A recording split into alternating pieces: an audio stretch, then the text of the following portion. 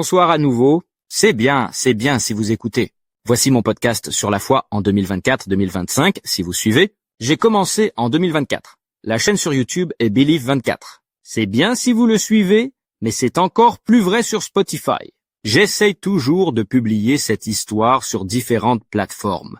Et encore une fois, toujours brièvement, pourquoi ? Il s'agit surtout d'un cheminement personnel, et non d'une quête de sainteté. Oui, bien sûr, je cherche des réponses. J'espère que vous le ferez aussi, car Jésus lui-même a dit « Celui qui cherche, celui qui trouve ». Par conséquent, si vous ne cherchez pas, vous ne trouverez pas. Bien, mais aujourd'hui, il s'agit aussi d'une autre frustration. Oui, en tout cas, dans les conversations avec les gens et dans ce que je lis dans les journaux. Et à un moment donné, oui, je ne sais pas, ça commence à bouillonner dans mon esprit, je pense. Je dois raconter l'histoire. Mais avant de commencer ce podcast, j'ai mis de l'ordre dans mes pensées pour que je puisse argumenter. Cette fois-ci, il s'agit du débat sur le changement climatique, mais ce qui compte, c'est ce que dit la Bible à ce sujet. Et pourquoi je me préoccupe de la suite donnée à cette discussion. En ce qui concerne le changement climatique et les discussions à ce sujet, je suis inquiet et cela concerne plusieurs aspects de cette discussion. J'aurai peut-être l'occasion de l'expliquer à un autre moment. Il ne s'agit plus que d'un thème, d'un point central. Que dit la Bible sur le changement climatique ? La Bible est pleine de prophéties sur la fin des temps, sur le retour du Christ, sachant que la venue du Christ dans le monde a également été annoncée par 300 prophéties, qui se sont toutes révélées détaillées. La venue de Jésus dans le monde, la première fois, s'est accomplie en détail. Sa naissance, sa mort, sa vie, les miracles qu'il a faits, les choses qu'il a dites, les baptêmes de Johansen, l'environnement, les gens, la sagesse de l'Orient.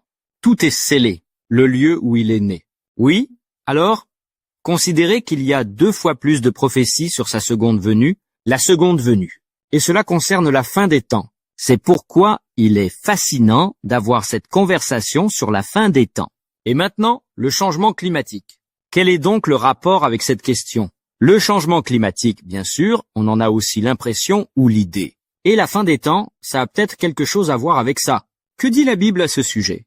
Et je pense qu'en y prêtant attention, je clarifie l'origine de ma frustration dans la conversation quotidienne et normale sur le changement climatique humain, ce qui, à mon avis, est assez stupide, brièvement. La conversation sur le changement climatique, c'est assez stupide, et le message biblique l'indique clairement. Si nous mettons ces lunettes, si nous tenons ce miroir, c'est ce que dit la Bible, nous nous rendons compte qu'il s'agit d'un problème de santé publique. Il semble donc, après notre discussion sur le changement climatique, que nous soyons plutôt stupides, avis personnel. Mais cela me montre pourquoi. Cette fois-ci, permettez-moi de commencer par ceci. J'ai la Bible ouverte ici, sur bible.com, en version néerlandaise. Et là, j'ai un texte de Luc, l'évangile de Luc, chapitre 21, verset 25. Ensuite, il est dit, « Il y aura des signes du soleil, de la lune et des étoiles, et sur la terre, la terreur parmi les peuples, du mugissement de la mer et du feu. » D'accord, vous direz peut-être, l'élévation du niveau de la mer. Oui, mais il ne fait que l'encourager. Permettez-moi de situer le contexte. La cause ne semble pas être directement liée au comportement humain. En tout cas, ce n'est pas ce qui est dit. C'est un signe de la fin des temps.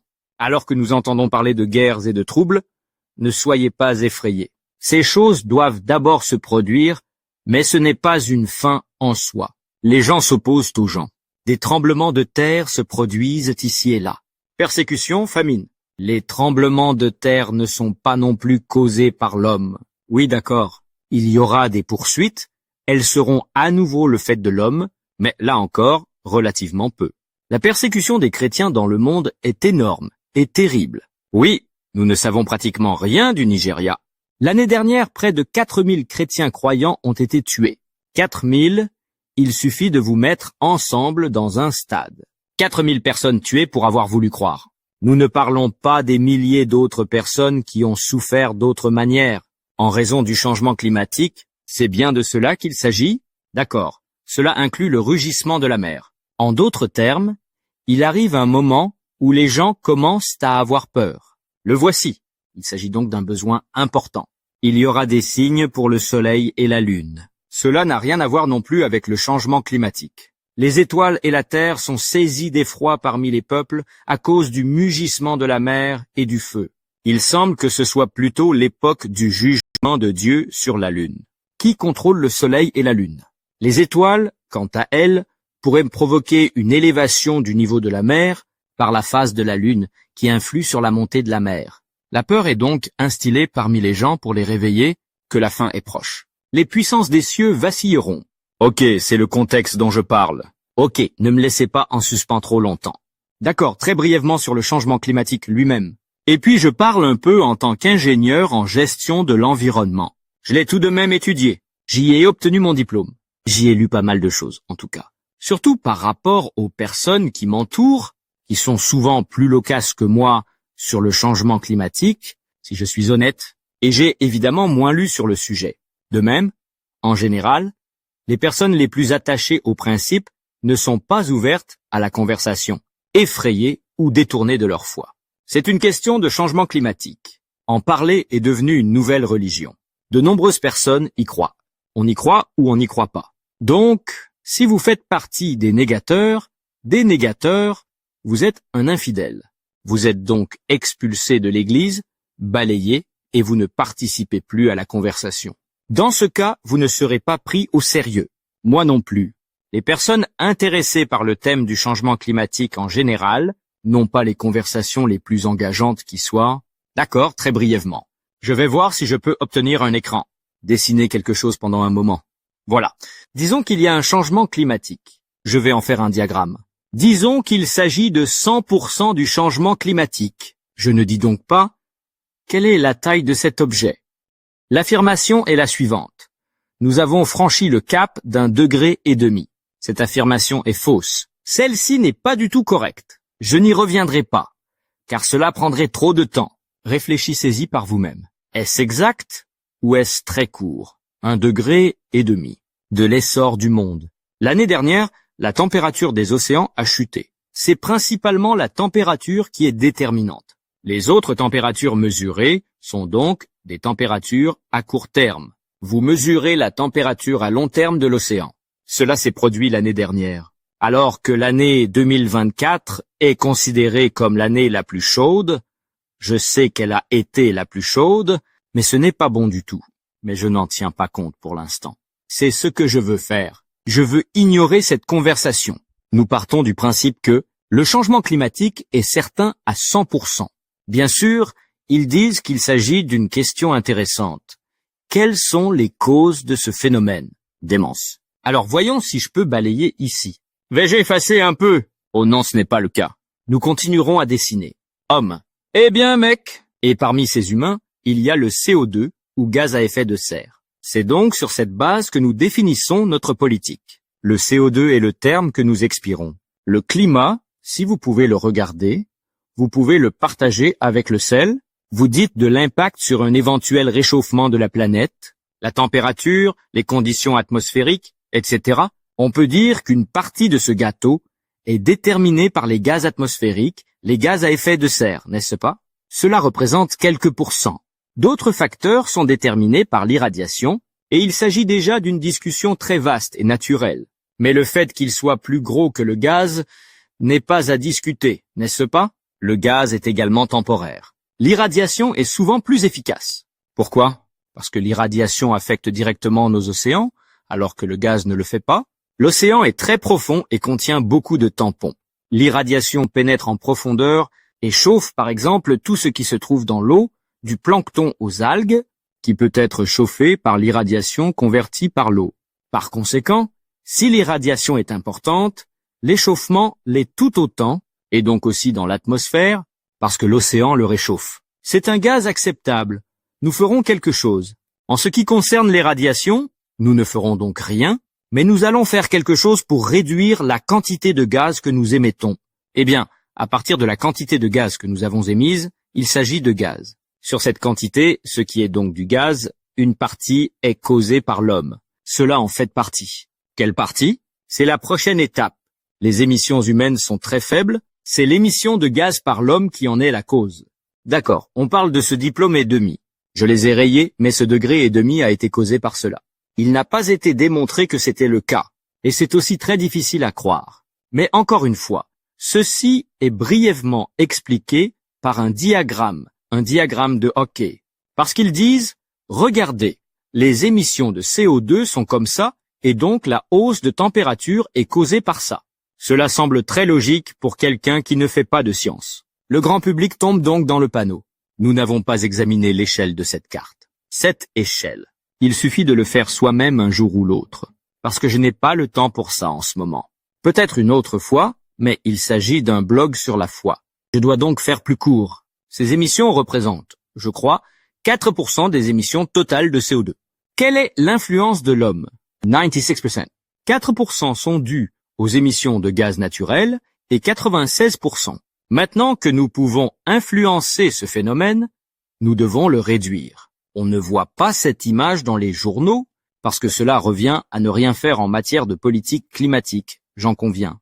Mais je me demande aussi s'il faut le faire. Oui, nous devons être honnêtes les uns envers les autres à ce sujet. Si nous aimons la démocratie, mais je reviens à la Bible. Parce que, avec quoi ai-je un problème maintenant? Cela montre bien sûr quelque chose, un peu d'hypocrisie. Mais ce qui me pose le plus de problèmes, c'est la manière dont les gens pensent résoudre le problème. Et puis surtout, l'idée que nous pensons pouvoir résoudre le problème. Et c'est là le problème central de l'homme, selon la Bible. Et je suis d'accord, mais je veux que vous écoutiez la Bible, parce que je crois que Dieu y a parlé à l'humanité. Voici le problème. L'écart est très important entre Dieu et l'homme. Voici Dieu, avec toutes ses bonnes intentions, et voici l'homme, en partie de bonnes intentions, en grande partie de l'égoïsme. Et ces hommes ont tous reçu quelque chose de Dieu. Nous sommes créés à l'image de Dieu, mais nous avons aussi un désir naturel d'appartenir à Dieu. Il y a un vide en nous. Que fait cet homme qui pense, vous savez quoi? Nous allons essayer d'aller vers Dieu et qui invente la religion. Et certaines religions pensent être plus avancées que d'autres dans ce domaine. La religion, c'est aussi l'idée des bonnes œuvres, du changement climatique, de la foi climatique. Qui donc pense qu'ils iront plus loin que toutes ces autres religions de toute façon? Oui, donc toutes les religions, toutes les croyances, etc. Tout part de l'être humain. L'homme, qui pense pouvoir accéder à Dieu par ses propres moyens, finissent par oublier que Dieu existe, parce qu'ils pensent que nous voulons atteindre Dieu, parce que nous voulons être comme Dieu. C'est l'origine de tout péché. Satan voulait être comme Dieu. Il a séduit Ève et donc Adam, en lui disant de manger de ses fruits. Vous êtes alors comme Dieu. C'est précisément la cause, la source de toutes les misères de ce monde. À l'heure actuelle, l'homme veut encore ressembler à Dieu. Arrogance totale. Et là aussi, toutes ces religions sont assez arrogantes. L'islam, le catholicisme, l'hindouisme, le bouddhisme sont tous très arrogants. Tout est axé sur les personnes. L'homme fait de bonnes choses et gagne ainsi quelque chose. Pensez-vous encore que vous pouvez encore gagner quelque chose? Bien que vous ayez fait une erreur, je ne veux pas dire ce mot. Mais la seule attente est que Dieu vienne à cet homme. Et c'est ce qui s'est passé, dites-vous avec un soupir. En Jésus, Dieu est venu à l'homme. Il dit, laissez-moi faire. Et l'homme dit, non, nous allons te tuer. L'homme le fait mourir. Il est donc jeté à la mort. Parce qu'ici, c'est là que se trouve la mort. La punition, le soleil, c'est la mort. Elle est éternellement séparée de Dieu, pour toujours. Jésus est jeté là-dedans. Puis il arrive à cette mort, qui vainque la mort. Car Jésus lui-même n'a rien fait de mal, pour ne pas être condamné. Il part de là. Dieu obtient le royaume. Et il nous indique sa maison capable de nous sortir de ce monde, afin que nous puissions mesurer Dieu directement. Ainsi, avant de mourir, nous entrons dans la mort. Voilà brièvement l'évangile, la bonne nouvelle, l'heureuse nouvelle. Quel est le rapport avec le changement climatique? Parce que nous sommes coincés ici. Ils pensent qu'ils veulent être Dieu. Peuvent-ils? Ils finissaient par atterrir. L'autre problème, c'est Satan, qui s'en moque, selon la Bible, pense qu'il est fantastique que nous soyons tous perdus, jaloux de Dieu. Nous le constatons également. C'est voyons, Révélation chapitre 13, la bête de la mer. À la fin, une bête sort de la mer. On peut considérer cela comme une sorte de système. Des têtes, 7 têtes, 10 têtes, 7 têtes. Il a 10 couronnes sur ses cornes, et il porte sur sa tête un blasphème. Il va donc à l'encontre de Dieu, de ce système. Et le dragon, Satan, qui lui donne le pouvoir satanique obtient le système. Il obtient le pouvoir. Et il y a toute une base bestiale derrière cela. Un tremblement de terre. Surprise. C'est une surprise positive. incroyable. Bon sang de bonsoir. Un dragon adorateur, Satan. Satan, c'est-à-dire ce que Satan doit adorer, est une puissance spirituelle. Donc pas Dieu parce qu'il a donné le pouvoir à la bête. Le système tire donc son pouvoir de Satan. Eh bien, il y a de bonnes choses. Il ne peut s'agir de mauvaises choses, bien sûr. Ce sont de bonnes choses, comme une solution au prétendu changement climatique. Ce qui sera ensuite proposé par un système, l'ONU, dont je ne sais pas à quoi il ressemblera, nous ne le savons pas. On va voir et puis on sait. Ils offrent la bête. Qui est à la hauteur de la bête? Qui peut lui faire la guerre? Qui est le plus puissant? Qui est le plus fort? Qui est le plus intelligent? Niman. En tant que God, il lui a été donné une bouche qui profère de grandes paroles et des blasphèmes contre Dieu, et il a été habilité à le faire pendant 42 mois, soit 3,5 ans. La bête ouvrit la bouche pour blasphémer contre Dieu, et de blasphémer son nom, et sa tente, donc son temple, et celui qui habite le ciel, les saints anges, rencontrent tout. Oui, c'est le système, et nous rencontrons cela au moins chez Paul aux Thessaloniciens. Ensuite, la deuxième lettre de Paul aux Thessaloniciens, chapitre 2, j'attends. Celui-ci ne se laisse pas tromper. Nous avons également abordé la question des déchets dans le vlog précédent. L'homme sans foi ni loi se révèle, le fils de la destruction. C'était donc la même histoire avec la bête qui sortait de la mer, qui sortait des nations, promu par Satan. C'est le fils de la destruction, l'adversaire, Satan, qui s'élève contre tout ce qui est appelé objet de culte. Il se met donc dans le temple pour se montrer à lui-même qu'il est un Dieu. Qu'il soit Dieu, dit 1,5.